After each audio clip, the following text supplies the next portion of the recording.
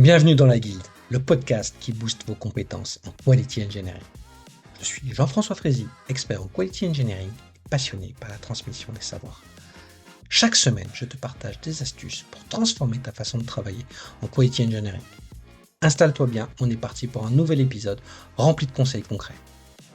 N'oublie pas de t'inscrire à ma newsletter pour recevoir du contenu exclusif et ne rien rater.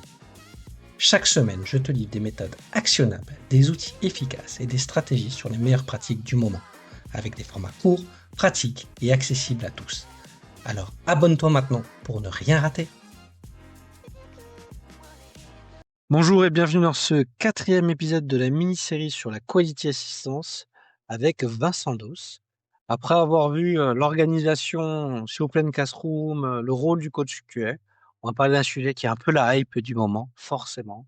C'est l'utilisation et l'impact de l'intelligence artificielle sur la qualité et notamment sur une transformation de Quality Assistance qui peut être un accélérateur pour transformer plus rapidement et plus facilement cette nouvelle organisation. Moi, ce que j'ai vu souvent dans ces organisations, c'est qu'il y a plusieurs points de friction. Le premier, c'est si on parle du produit, c'est de lever les ambiguïtés et de s'assurer que les spécifications, les US sont bien découpées, on a bien compris les critères d'acceptation. Et c'est vrai que l'IA est quand même bon pour lire des specs, des US, enfin, tout ce qui est texte, et de plus en plus bon pour lire du Figma, par exemple. Et donc, c'est vrai que quand on a les deux, on peut en faire son 4e Amigos, c'est de se dire, challenge-moi ce besoin-là. Est-ce que la spécification elle est claire? Comment je testerai? On peut mettre de plus en plus de contexte avec des agents et de la gestion de vecteurs pour avoir plus de contexte. Donc, il y a des vraies promesses là-dessus. Je trouve qu'aujourd'hui, moi, sur les projets que j'accompagne, c'est un accélérateur pour se dire, ouais, mais je veux pas avoir le temps de faire du test et de challenger le produit et de mettre tout ça en place lorsque je suis dev. Et ça peut être aussi un élément qui lève une friction et qui enlève aussi un doute psychologique sur la capacité de la transformation à être un succès. Je sais pas que ça va pas tout faire, hein. Il hallucine, faut pas le laisser faire. Moi, j'ai l'impression que sur ça, sur la génération de cas de tests automatisés en suivant des bonnes pratiques, sur du change et des QA briefs, de ce que je dois tester, pas tester, de si je connais le nom de la technique de test, de l'aider pour m'aider à faire le plus de tests possible, enfin, le moins de tests possible avec la meilleure couverture. Il y a des choses quand même qui peuvent être intéressantes. Donc, je sais pas c'est quoi ton point de vue là-dessus. Est-ce que tu en penses? Est-ce que tu as déjà essayé de mettre en place? Sachant que finalement, Bah, vous étiez déjà dans la transformation. Enfin, la transformation était déjà faite avec, en grande partie avec l'avènement de l'IA. Donc, ça n'a pas mm. dû t'aider, mais peut-être que tu as un regard intéressant sur ce sujet-là. Alors, ouais, bien sûr que je suis d'accord avec toi sur l'intelligence artificielle qui transforme en tout cas tous les métiers, mais c'est vraiment de la transformation de métier. Et bien sûr, bien entendu, la nôtre. Dans,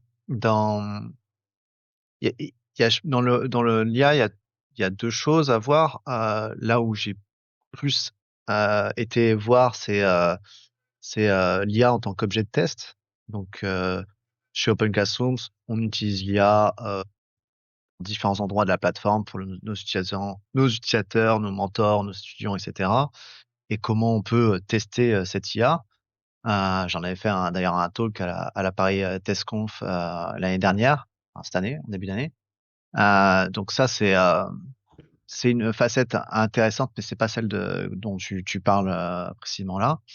Et après, il y a comment mieux tester, comment accompagner ton organisation à utiliser l'IA en tant qu'assistant. Et là, effectivement, il y a beaucoup de choses de faisables ou pas encore faisables, mais bientôt faisables parce que ça évolue aussi assez rapidement. Bah, ça va à une vitesse Et, incroyable. je pense il y a effectivement beaucoup de choses utiles. La grosse problématique de l'IA, c'est son contexte. Et donc, pour qu'elle soit fiable et pertinente, il faut qu'elle ait un maximum de contexte. Et souvent, juste un ticket Jira, une US, en fait, le contexte est tout petit et pas suffisant. Et c'est pour ça qu'en fait, il faut apporter plus de contexte que juste ce sur quoi tu es en train de travailler. Et il y a plein de façons de le faire qui sont déjà disponibles assez facilement, qui permettent en fait à l'IA d'être potentiellement moi j'y ai beaucoup pensé, mais j'ai jamais vraiment essayé, mais un espèce d'agent QA au service du développeur qui va permettre en fait de potentiellement le faire réfléchir, lui rendre cet esprit critique sur, Le fameux what sur ses if, tests. Ouais, voilà. c'est Juste ça. et il y a il y a ça travaille sur l'esprit en fait du développeur qui est très dans le positif. Je vais construire un truc, ça va marcher. Et d'à côté, on a le testeur qui est ça va pas marcher, comment ça ne peut pas marcher Qui et pense machin. plus en edge case que Et je forcément, pense oui. que l'IA peut, en tant qu'assistant du développeur, lui dire, attends, t'as pensé à ça. Souvent, les gens, moi, j'aime beaucoup quand j'utilise énormément l'IA. Souvent, les gens posent des questions à l'IA. Et moi, j'adore faire l'inverse des fois. C'est dire à l'IA, pose-moi tes questions sur ça et te faire réfléchir sur des choses. Ouais, C'est souvent assez utile. faut challenger ta réflexion plutôt que juste attendre une affirmation. Parce que lui, l'IA, elle va avoir tendance à te dire oui, tu as raison. Ouais, elle est Ce qui est marrant, c'est quand complaisante. tu lui dis quelque chose et après tu lui dis son contraire et à chaque fois il te dit oui. Bon, bref, c'était rigolo. Mais il faut connaître ces biais-là pour éviter d'avoir des sujets. Mais tu as raison sur les agents, sur le contexte, avec l'utilisation de solutions Et, vectorielles qui permettent de mettre énormément de contexte. Il va y avoir une vraie capacité. Enfin, ils existent. Aujourd'hui, les outils ils existent, pardon. Mais il faut vraiment avoir des gens techniquement pour les mettre en place. Ça n'a pas été encore, je veux dire, simplifié à l'extrême pour pouvoir le mettre en place. Mais chaque jour qui arrive, il y a des nouvelles solutions qui sont assez flippantes pour notre métier. et, et je voudrais dire aussi que les QA, je trouve qu'ils sont bien positionnés sur tout ça, parce que avec l'esprit critique qu'ils ont, je trouve ça peut être des bons utilisateurs de l'IA. Ça C'est veut ça. dire qu'ils ont l'habitude de pas gober le premier truc qu'on nous dit, et l'IA va nous dire des trucs et avoir l'esprit critique de dire ta réponse c'est pas ça ou non non c'est pas possible ou des choses comme ça. Eh ben, je pense qu'ils sont Et bien positionnés pour ça. ce qu'on ne voit pas encore totalement émerger, c'est des solutions qui utilisent l'IA et qui vont te donner, dans un produit, hein, je parle le produit que tu es en train de développer, que tu dois tester, qui utilise l'IA, du coup, il te donnera pas une réponse déterministe. Ouais. Tu vois, aujourd'hui, faire du test, tu pars toujours du principe que tu as t'as une solution déterministe, ce qui est facile pour l'automatisation, ce qui est facile pour vérifier des exigences dessus. Je pense que ça, là, on a une vraie possibilité parce que de plus en plus, on va avoir des chats à valider, des contextes, des recherches de produits où il va chercher avec des agents, des trucs qu'il fait pas de façon déterministe. Et là, on a encore un vrai savoir-faire en complément de l'IA pour pouvoir essayer de mettre des choses avec une intelligence humaine et émotionnelle dans le parcours utilisateur. Donc, je pense qu'il y a un vrai ça, ça pointe aujourd'hui l'arrivée des agents qui utilisent des navigateurs ou des choses comme ça ou des dans solutions qui vont qui vont trouver des choses que toi, tu n'aurais pas cherché de la même façon, de manière déterministe. Je sais pas si je suis super clair dans ce que je dis, mais Ouais, ouais, on va avoir des résultats qui sont beaucoup plus chaotiques et moins prévus. Et c'est clairement des compétences à acquérir pour les QA de nos jours. Est-ce que tu as déjà testé une IA? Enfin, testé dans le sens, dans un cas d'usage d'une plateforme, d'un logiciel qui utilise l'IA. Est-ce que tu as déjà testé une IA? Et tu vas voir que, bah, personne les l'a fait. personnes qui ont fait ça et les personnes qui n'ont pas fait ça, elles vont comprendre, bah, justement ce principe de monde non déterministe que j'ai expliqué à la ParisTestConf cette année, que l'IA, bah, par nature est non déterministe, mais il y a une partie qui peut être déterministe, une partie non déterministe Mais totale qu'il va falloir appréhender d'une autre manière. Et il y a des stratégies pour ça, il y a des gens qui ont réfléchi dessus. Et donc, il y a c'est des sûr, solutions, mais on est au tout quelqu'un qui début. dit bien le ciel est bleu, on est dans du quasi-déterminisme. Euh, mais c'est pas tout n'est pas si facile que ça. Ouais. Non.